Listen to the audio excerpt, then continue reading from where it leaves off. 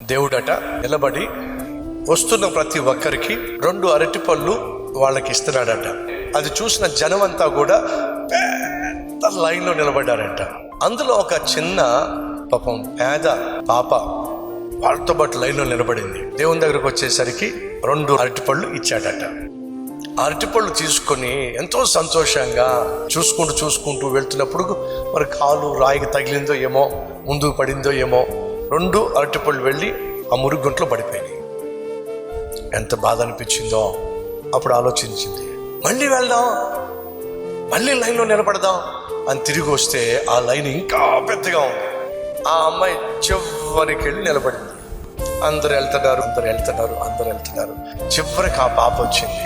ఆ పాపను చూసి, అమ్మా 2 అరటిపళ్ళు నీ చేతిలోంచి జారి పడిపోయినని చెప్పి నువ్వు బాధపడ్డావు కదా.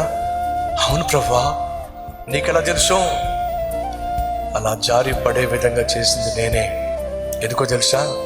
ఈ కంప నిండా ఉన్న అరటిపళ్ళు నీకు ఇవ్వాలని చెప్పి వాటిని నేను నీకు దూరము చేశా. సహోదరులు, మన జీవితాల్లో మనం ఆశించింది ఏదైనా మనకు కాకుండా పోతున్నా, దూరం అయిపోతున్నా దిగులు పడకండి.